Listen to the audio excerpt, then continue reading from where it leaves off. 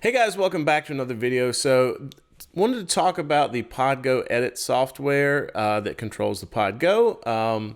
Kind of look at the different features, things you can do with it, a few tips and tricks, and then we're just going to build a preset from scratch. I find that's the easiest way to really learn the software is just, start from the ground and build your way up. So that's what we're going to do. So let's jump right into it. Okay, so here we are looking at PodGo edit. And I'm just going to go, before we start building anything, I'm just going to go straight down the line to kind of talk about the signal chain. First is the input block. You can turn on and off the input gate, adjust the threshold and decay. Next is the volume block, pretty straightforward, being controlled by expression 2. Then the wah pedal, and you see the toe switch is when you press down on the expression pedal, it's toggling. So pretty straightforward stuff. We have a couple of freely assignable blocks. We will come back to those. I have a send and return for the effects loop. We're not going to use that on this particular build, but it's there. You can change it from mono to stereo. Amp, cab, IR, the EQ, 2 more assignable blocks, and then the output where you can set the level or panning. Really quickly about the level, this can be a kind of a handy feature because you can use this if you've got patches you need to make louder or quieter. This is a nice clean way to do that. You're adjusting the output of the overall patch. You don't have to worry about adjusting the volume on the amplifier itself or anywhere else down the chain. Sometimes with snapshots, I know I'll use snapshots to change amp parameters and amp volumes and gain staging. So it's handy to have this overall volume control for the patch. Or if you just want a clean lead boost, you can assign that to a foot switch and get you a nice 3, 5, 6 dB boost, whatever suits you. All right, so that's kind of the signal chain. You can just drag and drop anything around anywhere. Anything is freely assignable to position, which is very handy. You can do a lot of fun stuff that way. But let's jump into to building a patch here, and we'll kind of see what we see as we go along. I like this view that they've added in the software. It's really nice. You can get a very quick graphical, representation of what you're looking at, what you're looking for. It's kind of nice. I really, really like this view. So I'm going to do the Brit Plexi jump. And when you click on this little icon here, it takes you to the edit side of things. But let me go ahead and choose a cabinet. So I'm going to do the greenback. Okay, so one thing I'm going to go ahead and just throw a little bit of room reverb on there because I know I'm going to want that. Just kind of back that down. I'm using a Les Paul bridge sound for this. So let's see what we get right out of the gate before we adjust anything.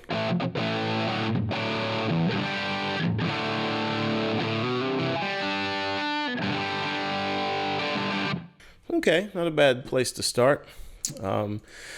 Let's start dialing it in, see what we can come up with. I'm going to pull the gain back a little bit just to leave room. We may want to use some drive pedals down the line. So I may come back and boost that back up. I don't know.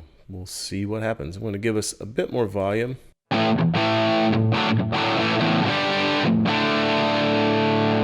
Maybe a little bit more presence. Actually, I'm going to come down the gain just a little bit.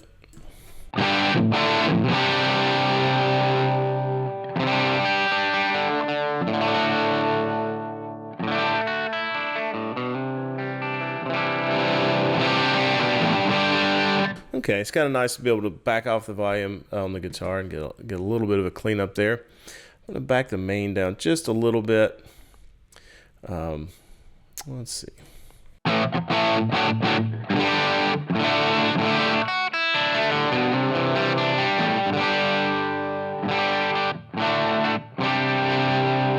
Okay, so I like the clarity I'm getting there. So I'm going to come over to the EQ block. So we can do a couple things with the EQ block. One, we can use it for tone shaping that's just going to stay on. Another way I like to use the EQ block is as a lead boost. I mentioned earlier you can just use a straight decibel boost here. One of the things I like about using the EQ is you can boost certain frequencies. So if you're going to take a lead, let's say you're using the Cali Q, you might want to boost the 750 and the the 2.2K here, because that way you're kind of hitting the low and upper mids, which can help your guitar to stand out a little bit for a solo. And also you can bring the level up too. And then just toggle that on and off when you want to lead boost. You can also do simple things like if we just look at a low-high shelf here. Let's see. Let's boost it around. It's like 2.5. Let's see what happens when we bring this up. Whoops, wrong one. Wasn't paying attention there. That's the overall. All right, let me boost up the high gain a bit.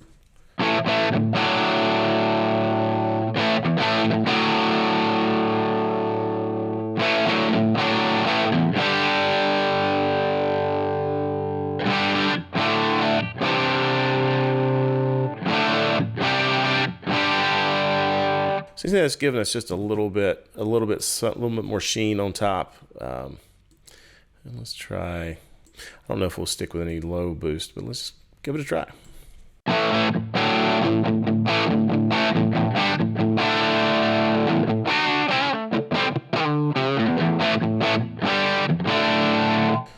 Okay, that's cool. Let's see what it sounds like again without.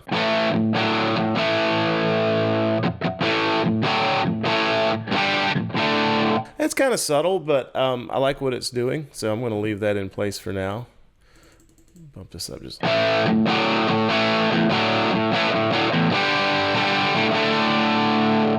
it's got a nice little growl to it.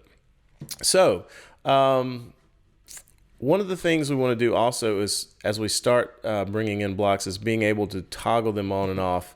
So I'm going to go to Window, Show Bypass Control. So this shows us what we've got going on with the physical controls here.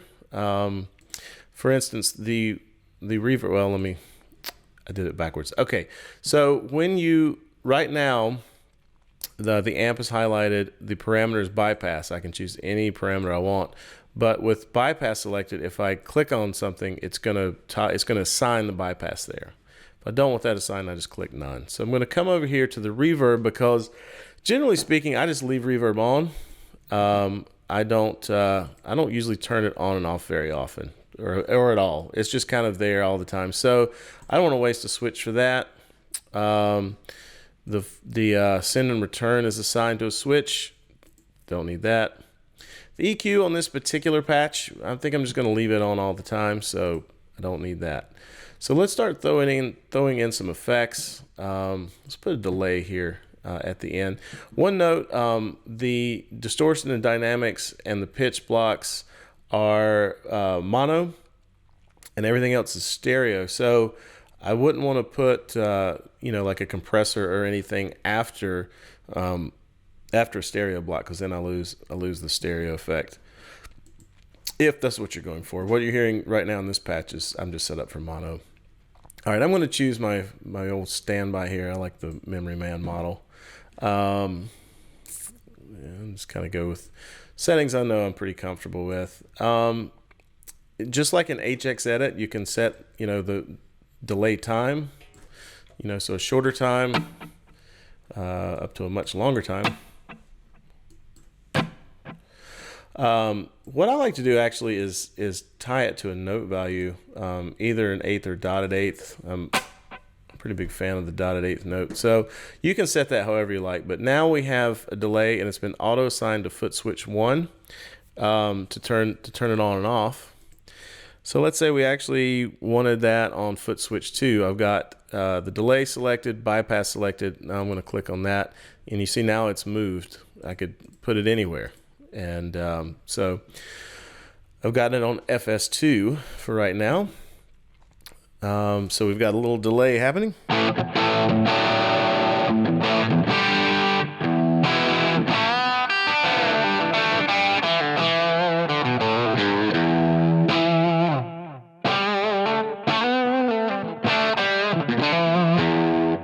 Yeah, it's a nice little delay there we can add, excuse me, whenever we would like. I'll turn that off for now. So let's say we want to be able to add a little more oomph at the beginning. I'm going to come up here and grab a distortion block. I'm just going to kind of stick with the stuff I know. I like the Timmy, the Timma.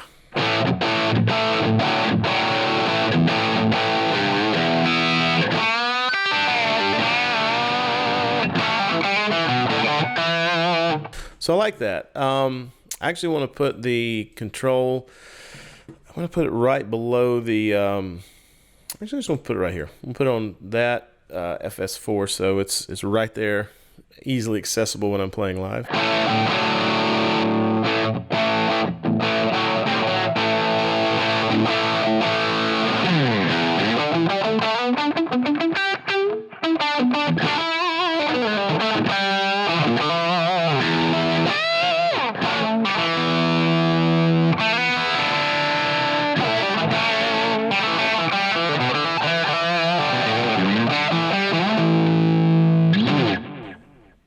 Sorry, I got carried away for a minute. It's actually quite a fun tone to play with.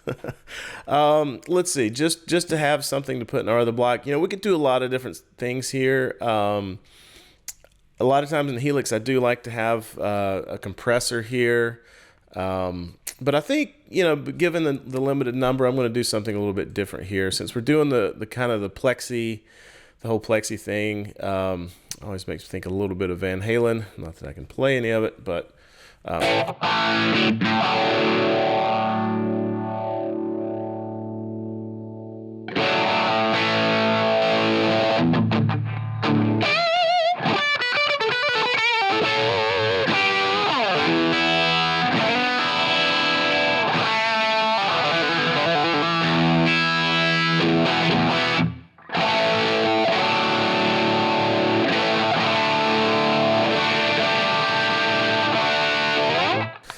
so we got a little phasing action going, or you could do another one I kind of like in Helix is the Univibe, ubiquitous vibe. It's a little more of an intense modulation, but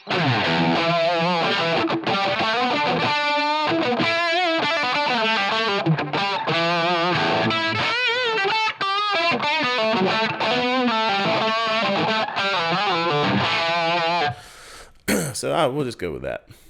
So now we've got some stuff built out here. We have, you know, an extra drive pedal. We have a little modulation if we want it, some delay if we want it. We've got an EQ that's just going to stay on. So as you can see here down in the representation of our hardware switches, we still have 3 foot switches that we're not doing anything with yet. So let's think about a couple things that might be fun to apply to those. If you'll notice, there's a block here beside of every parameter. So one of the things I'm going to do, let's make ourselves a lead boost. So I'm going to come over here and let's see, let's give FS3, the 3rd foot switch, control over this parameter. Now you'll see these little white arrows, one on top, one on bottom. This is minimum and maximum value. So for the minimum value, I just want to leave it on 0. So it's basically going to be even. So on the maximum value, I want to bring that to, if I can grab hold of it. Let's see. Yeah, 5 dB is good. All right, so now what's going to happen when I press that foot switch? We get a 5 decibel boost. So we're playing along, everything's cool. We get ready to take a lead.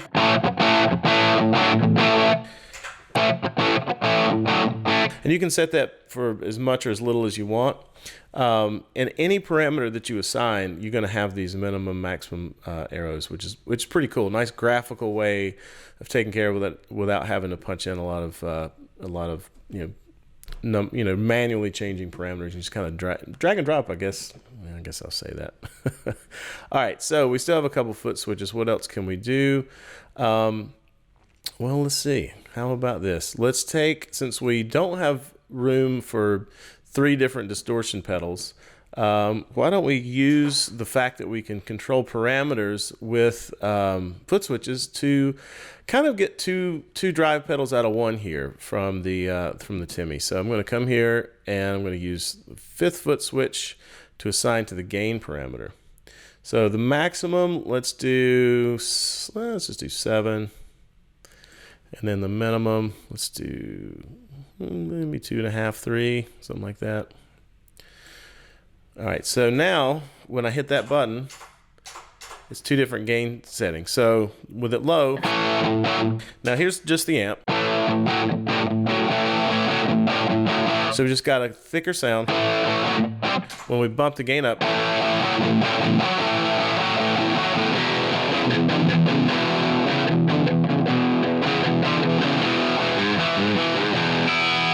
so you can hear we've now got a foot switch to turn on and off that Timmy, and then we also have a foot switch to control the gain knob on the Timmy, which is pretty cool. So again, it's one way to kind of get two for the price of one, so to speak. Let's see, we got another foot switch. So you can see what you can do. I mean, you know, pick your poison. You can do anything. You can also assign multiple parameters. Just because I've assigned the gain knob on the Timmy to this switch doesn't mean that I can't also, you know, assign other parameters as well. So, and that's the way too. If you have several things, you can hit clear all, you know, if you want to just get rid of them. So, let's do something with a multiple parameter change here. So I'm going to go with, I'm going to assign the feedback of the delay to FS6 and also the mix. Let me turn it on. All right, so what I want it to be on maximum is the feedback. I'm going to have the maximum at where it's already sitting. And then on this one, the maximum is going to be, again, where it's already sitting. The feedback, the minimum, I'm going to leave there. But on the mix, I'm going to bring the mix up to about 50%. So what that's going to do is, so when in one state we've got no feedback and an even mix, in another state we've got more feedback and a lower mix. So what that's going to do is, so this is just our regular delay. If I hit this button to change it, it's just one repeat, so we can do.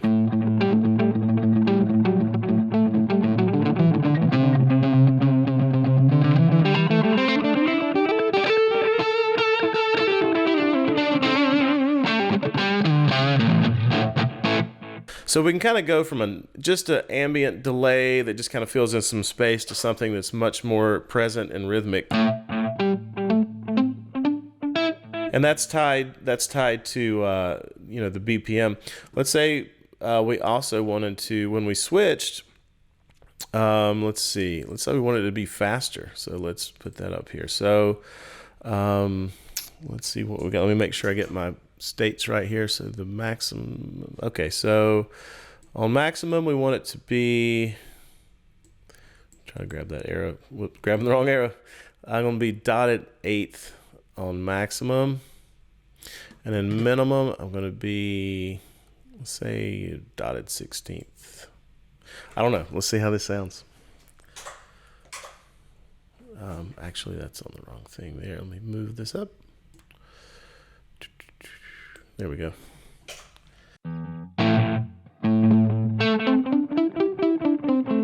Change that to just the 16th. I don't know, just experimenting here.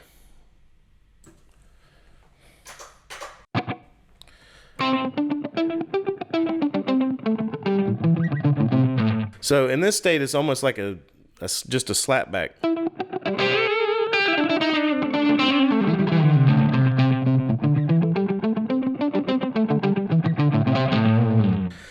And then we change it back to a more normal delay.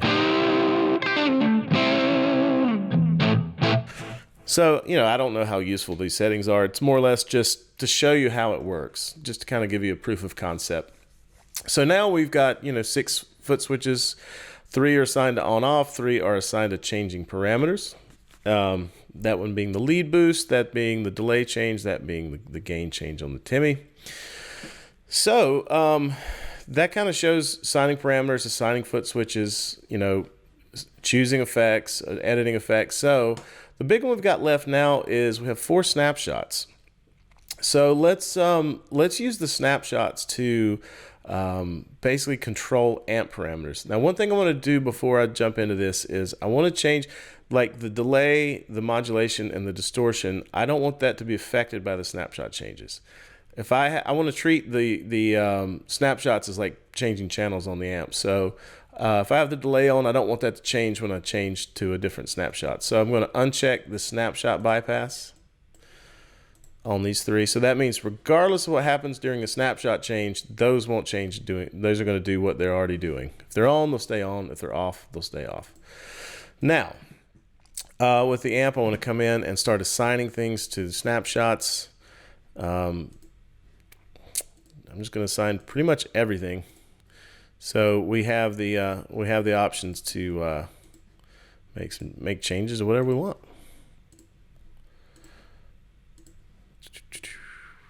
Okay, and while I'm at it, I'm going to go ahead and save this preset. Oops. All right, so in this, I'll put this up on custom tone, so you guys can download this and play around with it yourselves there. All right, so snapshot 1, we're just going to leave it kind of as it is, and I'm going to set up a dirtier side of this amp model. So we're going to, on snapshot 2, let's bump up the drive quite a bit. All right, see what that sounds like. So I'm going to save it so we can pop back and forth and see the differences.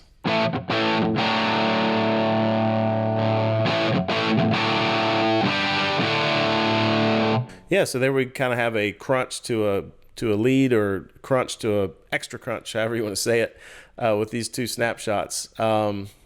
I don't know how clean I can get this amp, but let's see. Let's snapshot number 3. Let's back the gain way down and pull the master down quite a bit.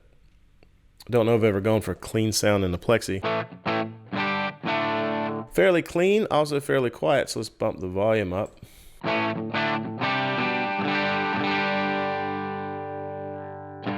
All right, so it's cleanish. Try to recover a little.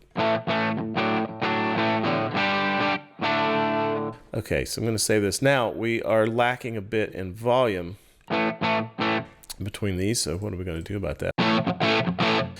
So we're out of headroom. We've got the channel volume all the way up. We could come in and drop the volume of the snapshot down on the other two to match and then boost the volume somewhere else. Could do that. I think there's a simpler solution here. I'm going to assign the level of the EQ to a snapshot. So let's say, since this is quiet, let's give ourselves an extra, I don't know, almost 4 dB. I don't know. We're just got to see if that works. So when we come back to 2 and 1, you can see that it's staying the same. So let's see. I don't know. Let's see what we got. Here's the first one, and then the clean one.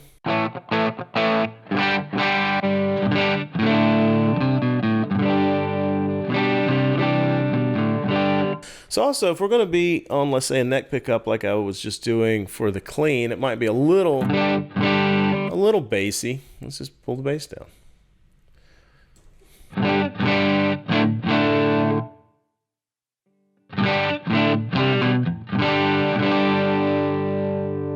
Maybe pull the drive down a little bit more.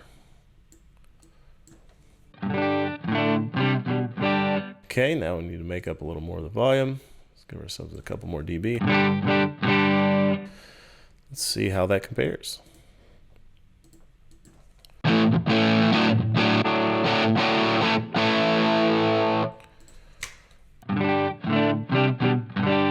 Cool, so now we have a clean channel, a crunch channel, and a more crunch channel. Now we can always add more to it.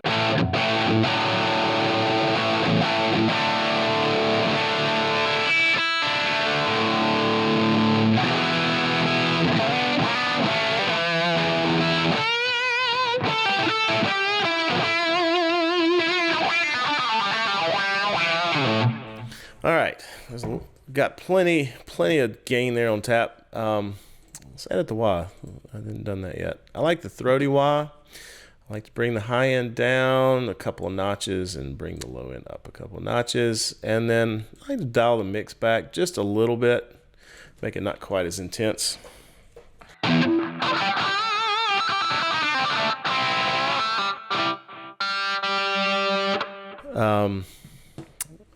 I think I just assigned something else to the expression pedal one. Let's see what's assigned. Huh. I don't know what that is killing. Oh. Let's see what you. I think I might have turned this on manually instead of using the toe switch. So anyway, sorry. That's why the volume was going away. They were both active. So.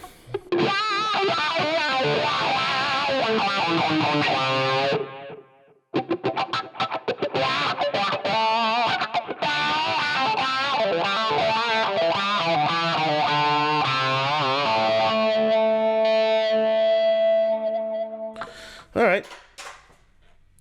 So there we go. We've got nice wah pedal, drive pedal with 2 different gain stages. Whatever modulation of your choice, you can swap that out. We have 3 different snapshots that give us 3 distinct tones from the plexi. Cab block, our EQ.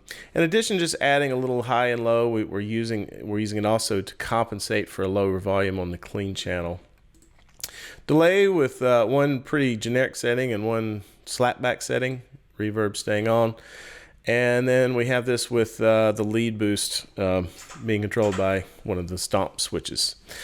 So yeah, I mean, so now we've got a pretty darn functional preset. We can cover a lot of ground with it. So, excuse me, I hope this gives you an idea of kind of what you get into Pod Go Edit. Some of the things that you can do with it. I will say really quickly, on the hardware side, when you hit the mode switch to change from stomp into the preset / snapshot view, you'll see the middle 4 buttons will be presets. If they are, hit the up and down arrow button together, and that will switch it over to where you see snapshots instead. When you hit mode, it always takes you back to the stomp mode. So,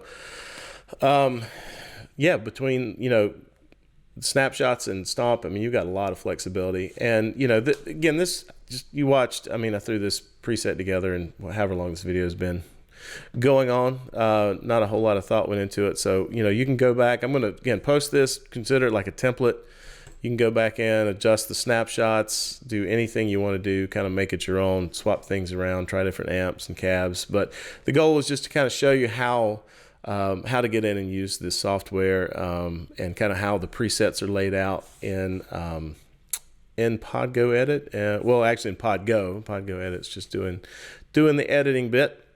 So anyway, I hope this was useful to all you guys out there who either already have the Pod Go or are thinking about it. It is an awesome unit. Really, really, really loving this thing.